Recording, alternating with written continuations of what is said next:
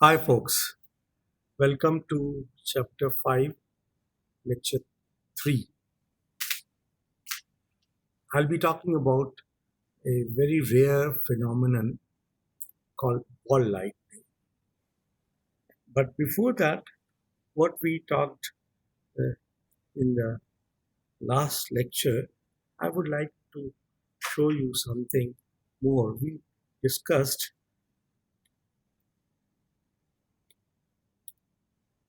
we discussed the blast created by lightning, and you learned how a blast is created.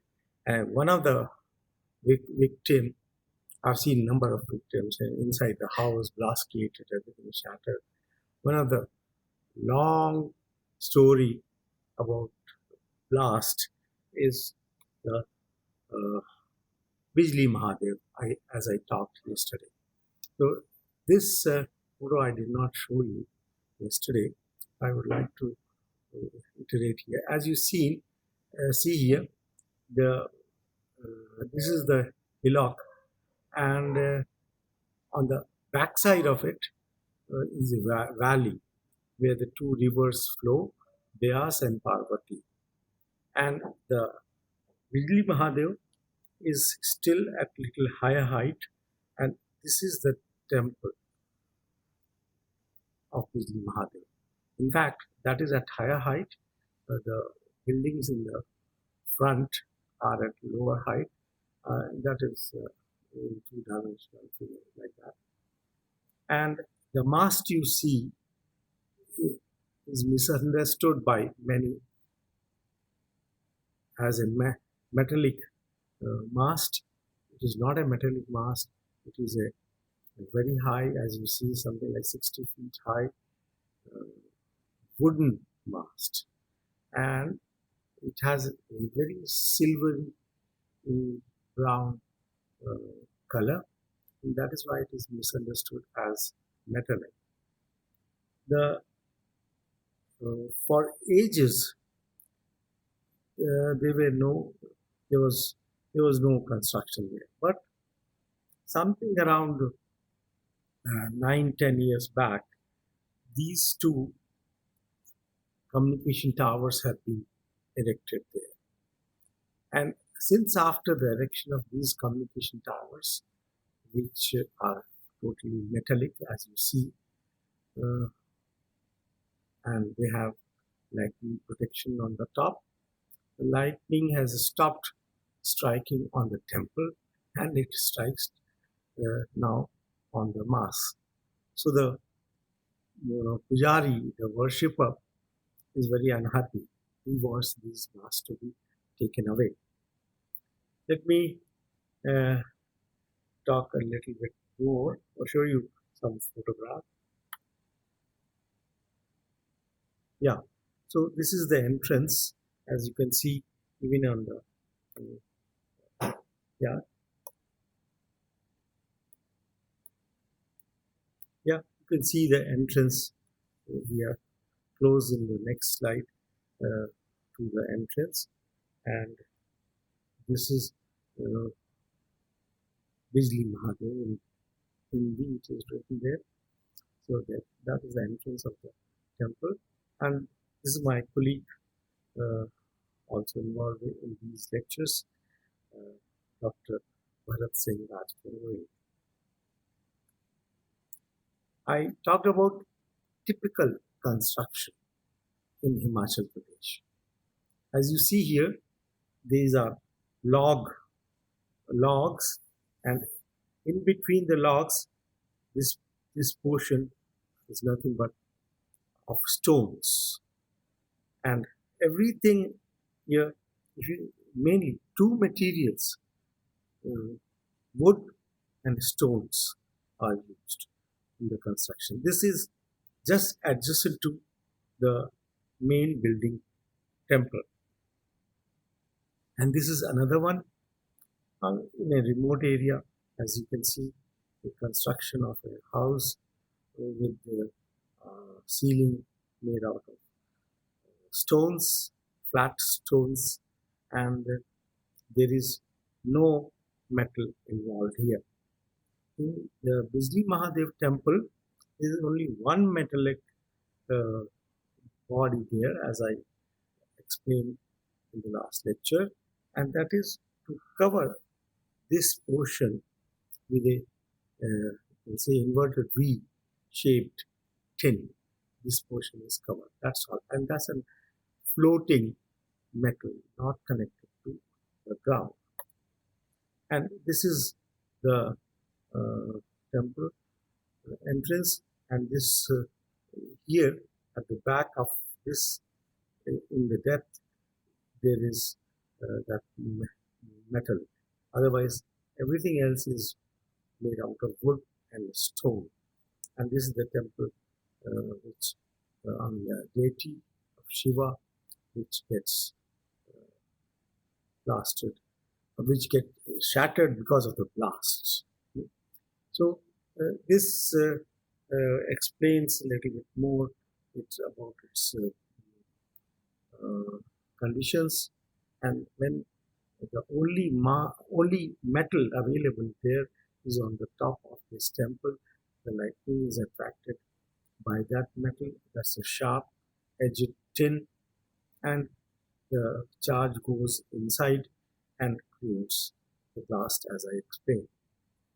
Later, only about 9-10 years back, the communication towers have been built, and they attract the lightning to strike, and the temple is since then saved. Yeah, we did talk about the lightning protection.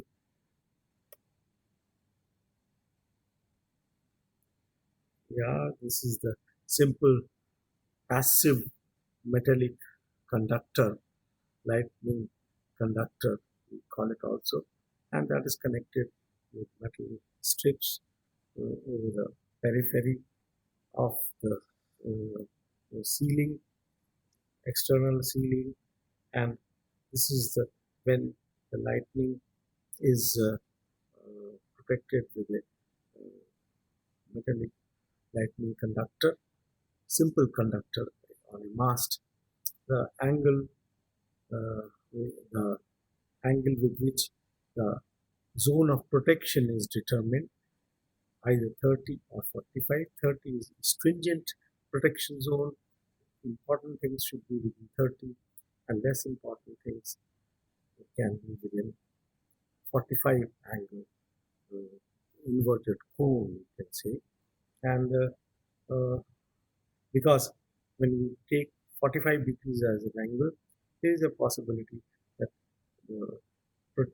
protected bodies within this zone may get lightning struck, may get struck by light. Yeah, now let's talk about the rare phenomenon of wall light. This is something very rare and not known to most of the people. It describes, it is as it is described. I'll show you a video which was recorded about 15 years back.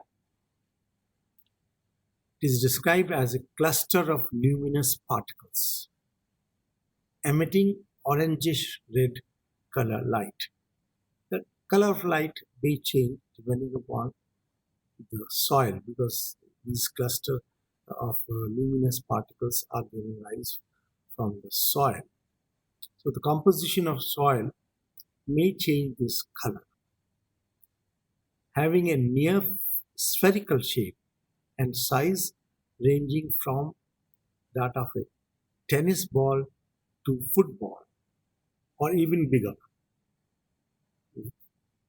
whirling and waving slowly and independently through air, often in horizontal direction above the ground. It rises to some meters above the ground. The phenomenon of ball lightning is also known as fireball. If you search for a fireball or ball lightning, we did not. It has been reported to take place in open air. And when, uh, let's see the video first, and then, yeah,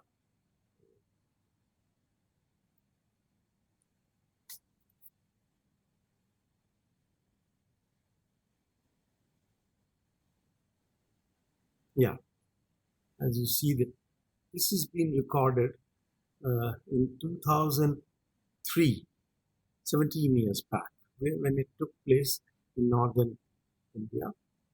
It was just by chance that the some religious function was going on, and so some people were there with the video cameras at that time, and this phenomenon happened, and this was very strange. In fact, that phenomenon was repeatedly happening for about 2 months. So they immediately focused their camera towards this uh, ball lightning phenomenon taking place there. As you can see, uh, it's at a distance, so it's not very sharp, but it is waving and whirling and rising above the ground, coming down. So this was the very rare video of uh, maybe the only video known to me of actual ball lightning. I'll tell you all about it, when and how this was recorded. Yeah, it is getting repeated. So now, uh, before we proceed, let me tell you a few more things. The ball lightning, okay, we can uh, continue. Yeah.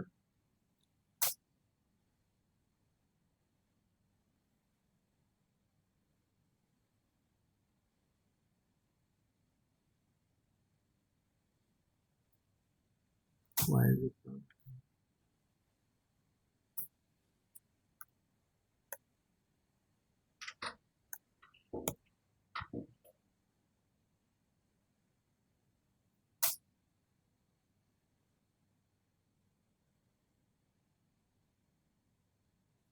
Just a minute.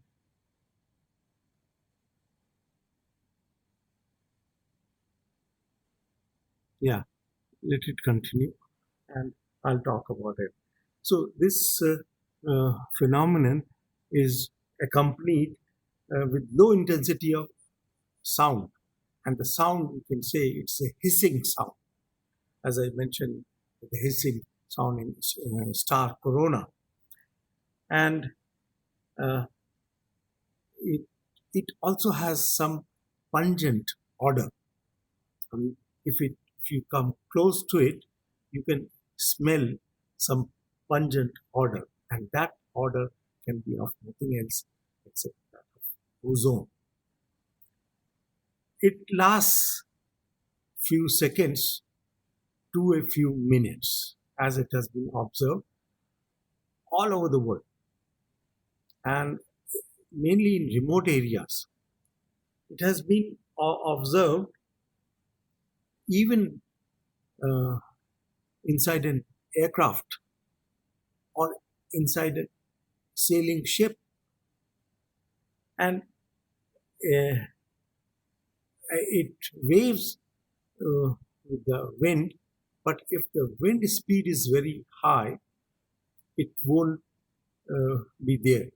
It cannot be seen. And uh, how does it end up? It has been found one thing, it can penetrate through insulated body or bodies made out of insulation. For example, when in the remote areas on the hills, it has happened, it has reached the people sleeping uh, in the sleeping bag, which is made out of plastic insulating material, and injured them also.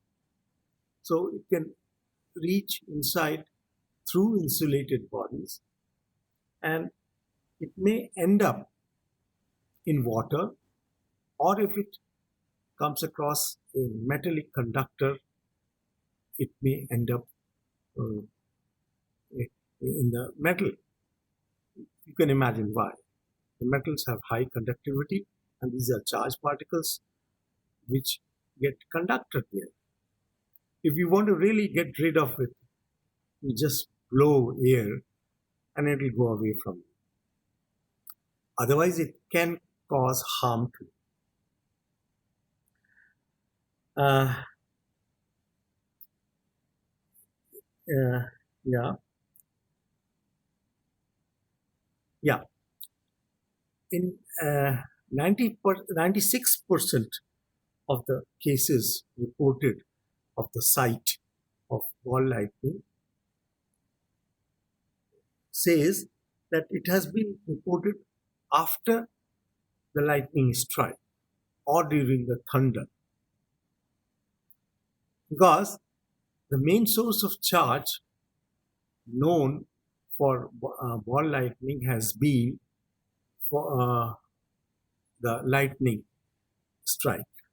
Lightning strike injects very heavy current of in kiloamperes and hundreds of kiloamperes sometimes, and you can imagine again, if that large amount of current is unable to go inside the earth, and you can say wanders over the surface of the earth, it interacts with the molecules of the earth, and some action would take place. It gives rise to, in fact, it gives rise to the molecules of the earth a vibratory state. And the vibratory state of molecule, you must have learned in physics, is nothing but metastables are given rise. Excited particles, you can say. And these excited particles vibrate and form a cluster. And the cluster under the vibratory states takes a shape like a ball. And the cluster of the luminosity, the light comes when a metastable goes back to its thermal state of energy, it emits photon. So the light is produced. And there is metastable and kind of also low intensity ionization going on. So you have the pungent order, you have the light, you have a cluster of charged particles, luminous charged particles, and that is nothing but ball light. It's just a cluster of charged particles. So no worry. But what happened? As I mentioned, injurious effects of ball lightning have been observed, have been felt. If it comes very close to the human body, the first thing it can damage is it can tear the hair, because most vulnerable part of the human body is nothing but the hair. And also it can cause some kind of burning of the skin when it comes. In fact, when I was mentioning people, hikers on the hills, where when the hikers on the hills, the injurious effects of ball lightning, as you can read it here, when the hikers were sleeping in a sleeping bag made out of plastic materials, it entered one of the hikers' sleeping bag, And in fact, only one got very severely injured. He died because he was sleeping on a rubber mat. That means he was well insulated from the ground. The charged particles were fully affecting the human body, and that is how uh, uh, one major injury is uh, known, uh, which has caused even uh, death. Stenoff explained you can search Stenhoff.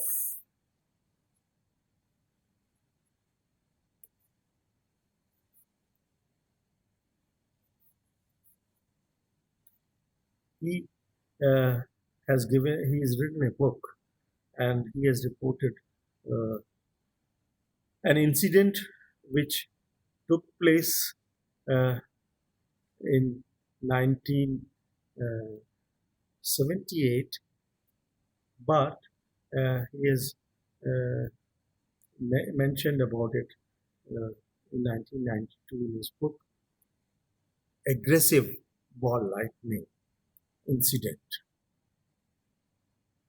So, uh, ball lightning has been injurious and damaging, and uh, because people do not know much about it, if they have seen it for the first time, they have got scared and panicked, and then I mean, injured themselves in the panic, not necessarily by the ball lightning.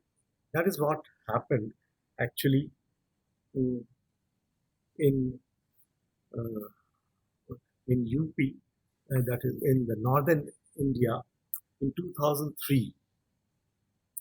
There was, uh, as you can read, repeated incidents of ball lightning, but it took place without lightning strike. The most amazing part was that it took place without lightning strike. The because I'll just try to describe the weather conditions under which it took place without lightning strike, because there was no rain, no thunder, and since last 6 months it was a completely dry spell. In northern India, you get some rain in the month of December and January, which failed. The monsoon, which comes in June, also got delayed. So these incidents of repeated ball lightning citation was uh, there for over 2 months. The rains, the monsoon rains, in fact, reached somewhere in August. So in the month of June and July 2003, this incident was known as, I'll write, very difficult,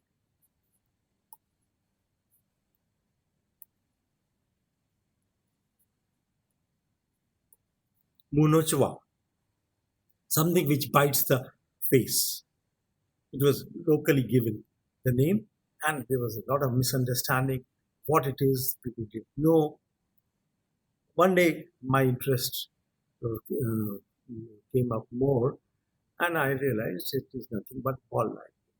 So I made some investigations, and I was wondering, where has the charge come from when there was no rain, total failure of rain?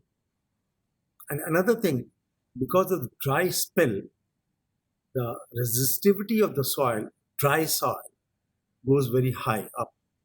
So the earth is not able to absorb any charge, and the charge surfaces on the earth and interacts. It gets more time to interact with the molecules of the ground.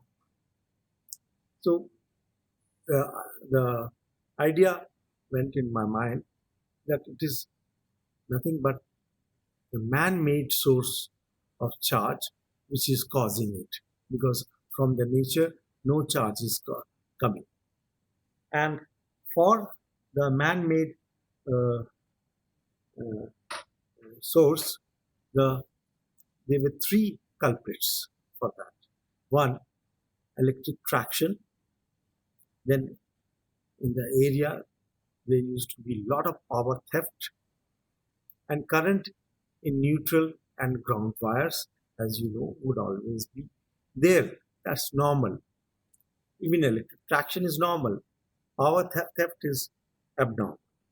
So, Munichwa incident in 2003, if you try to search, you will get more.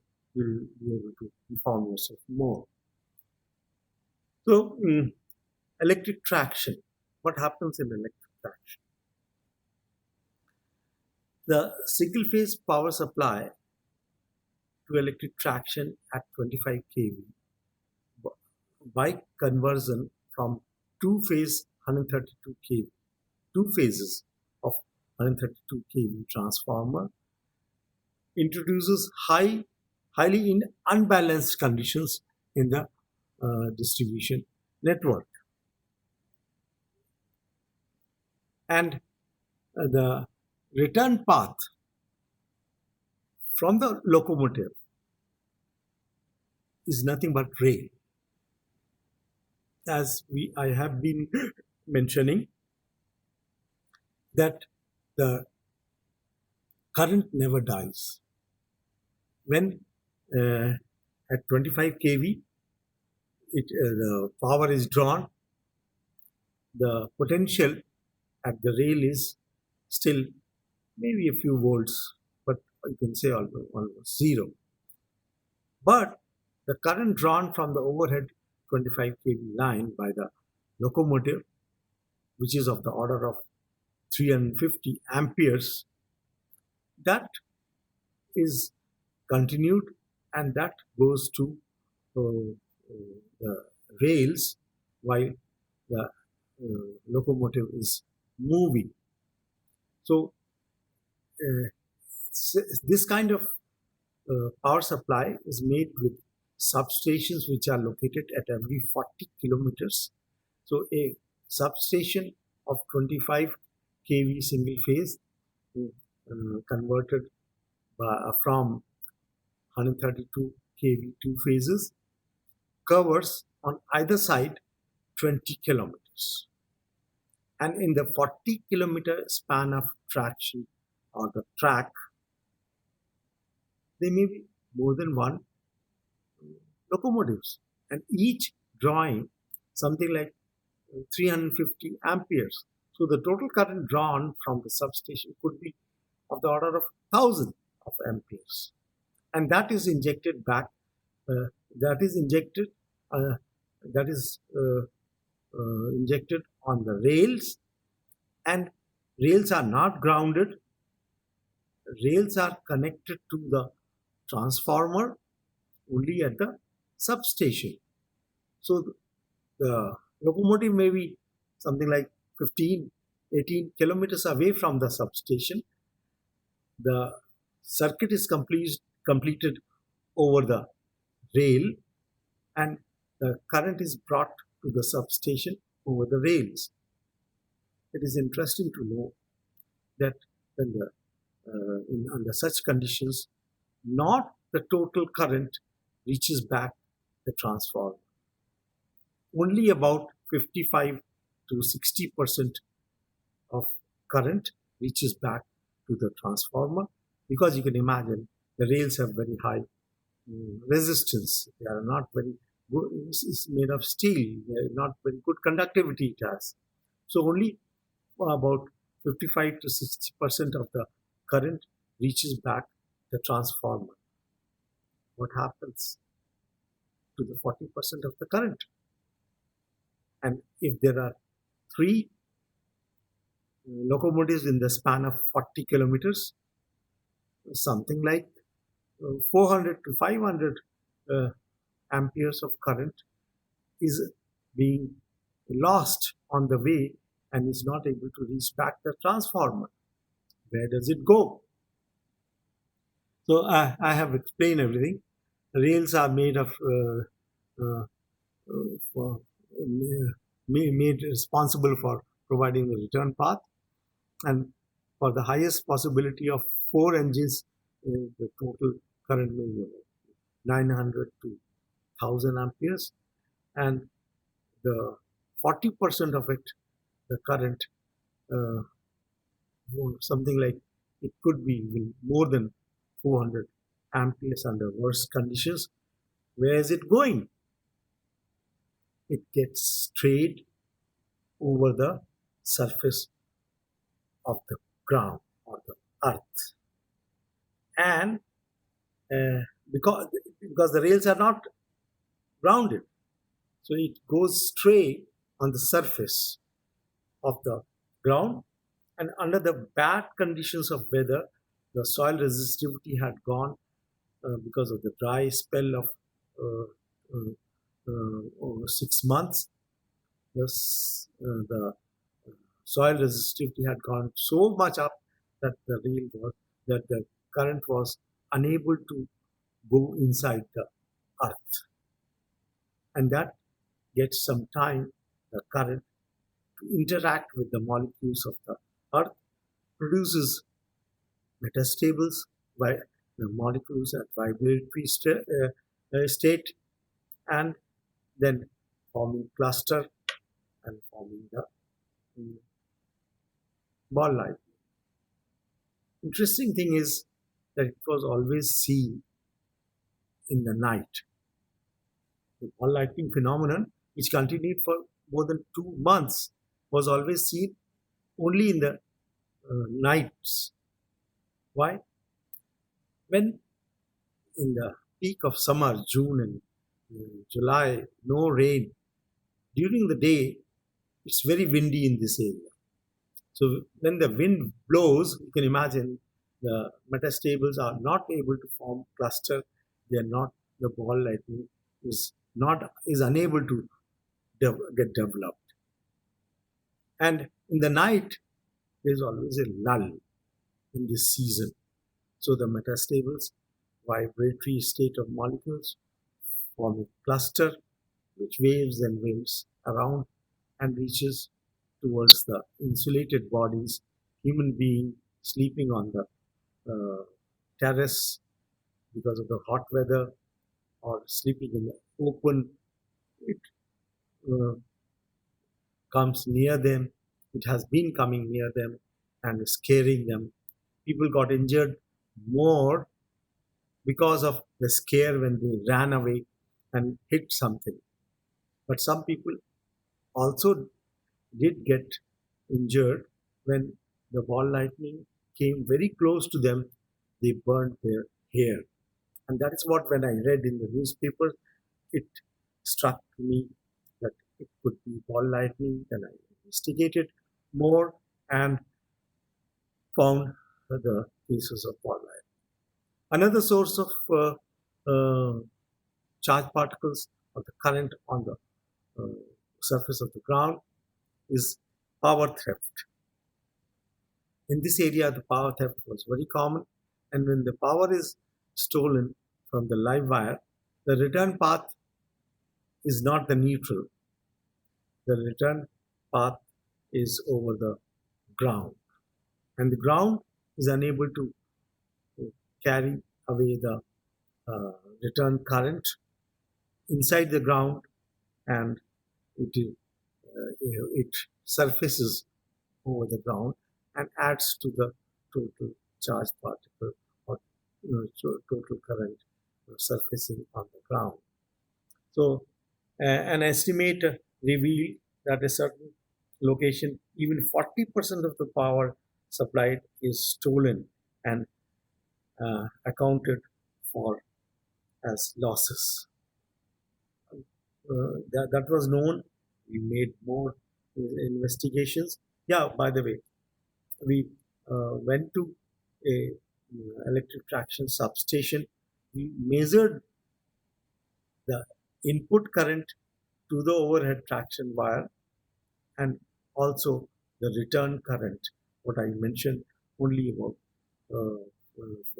55 to 60% returns back. We actually measured those currents, and this is a true measurement. I have made a publication. You can read about that.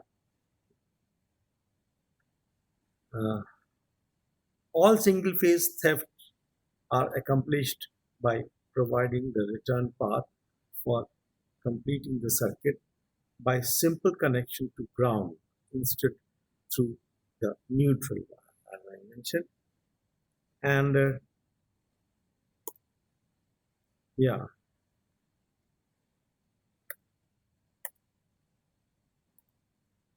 yeah. Uh, Again, it renders when single phase power theft is going on, so unbalancing of the load in the three phases, and it renders the three phase distribution system more unbalanced, and hence an increase in the neutral uh, conductor current at the substation, which goes normally to ground under uh, balanced condition of the load. It should be zero, but because of so many conditions enhanced by power theft, more unbalancing, more of unbalanced current through the neutral, and the neutral earthing is not effective because of the uh, high resistivity of the soil, and things uh, are favorable for giving rise to ball lightning without lightning strike because of man-made source. Then current in neutral and ground wires. What is the purpose of the current in, as I explained, in the neutral grounding, it is the current is because of the unbalanced load in the three phases. But we have also learned that there is the fifth wire, the simple ground wire, which is not connected anywhere, only to the gadgets, uh, metallic gadgets, and that is directly connected to ground, which actually takes the charging current of the insulation to the ground. The contribution made by charging current of the insulation in the gadgets, taking it to ground, is very small, but it is there.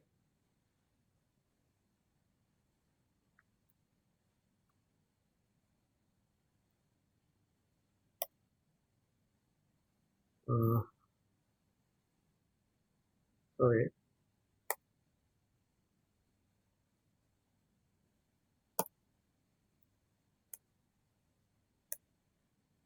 Yeah, electric traction, power theft, yeah.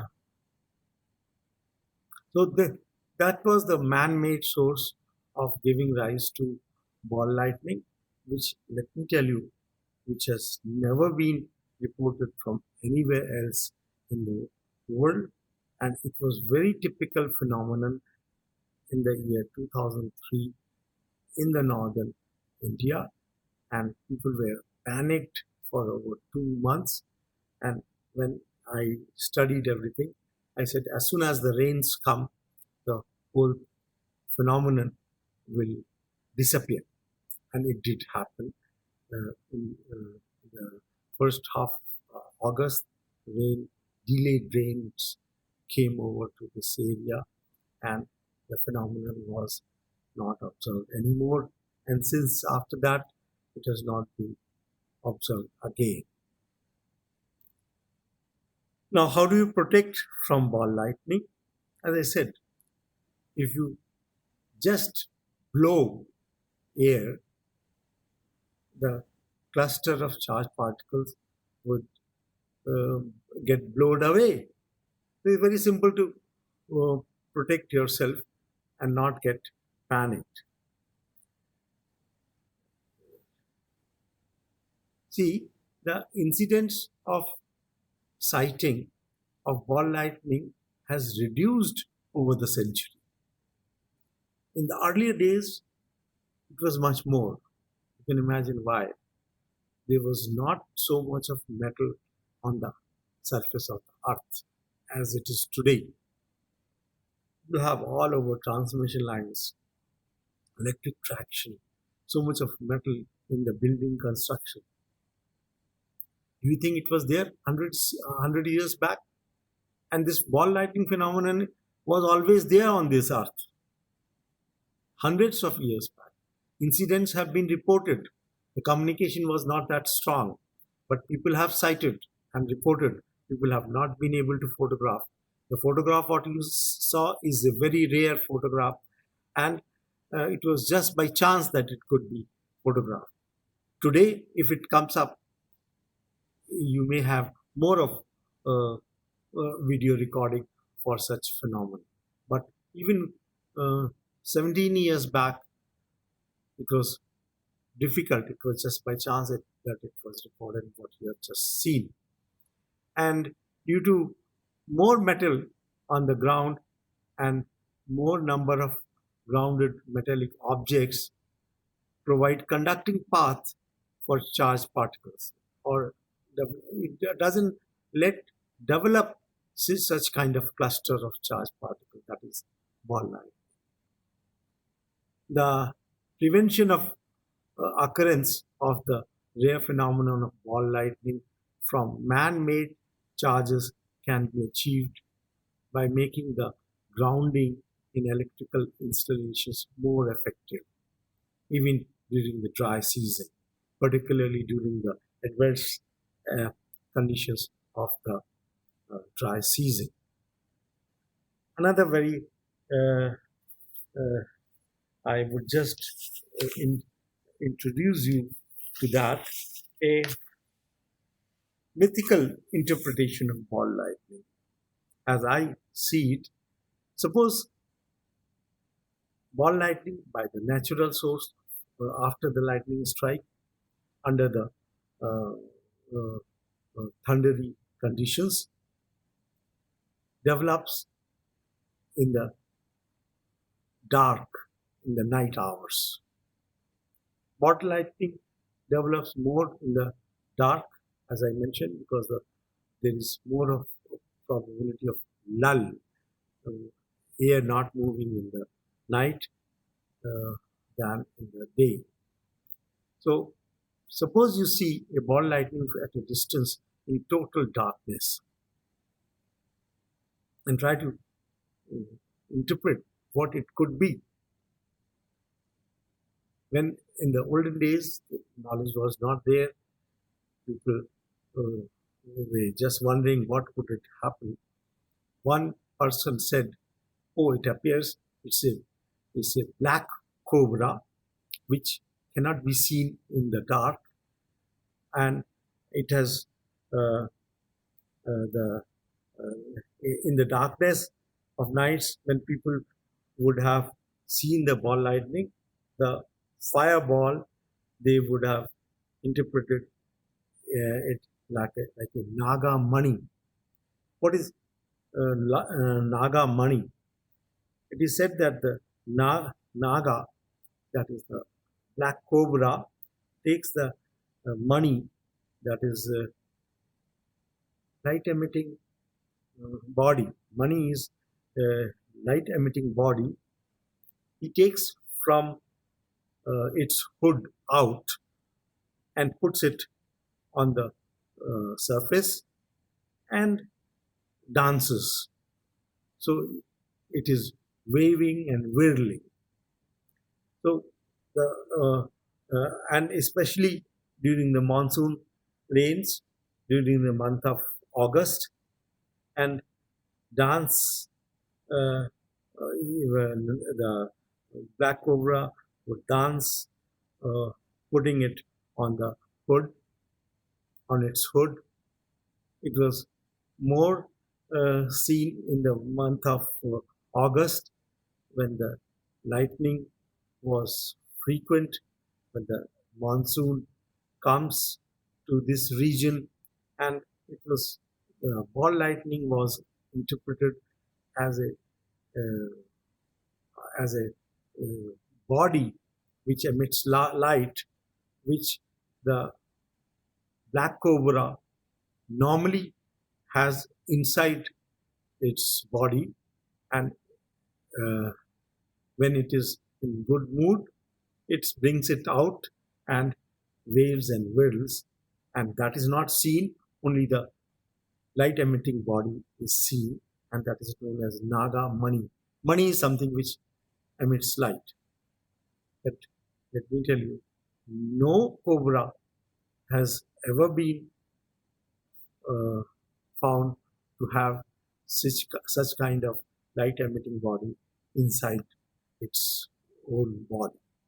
So this was interpreted as Nagamani, which actually does not exist. Some people may be trying to say that it is they have it with them and this and that, but it's all myth.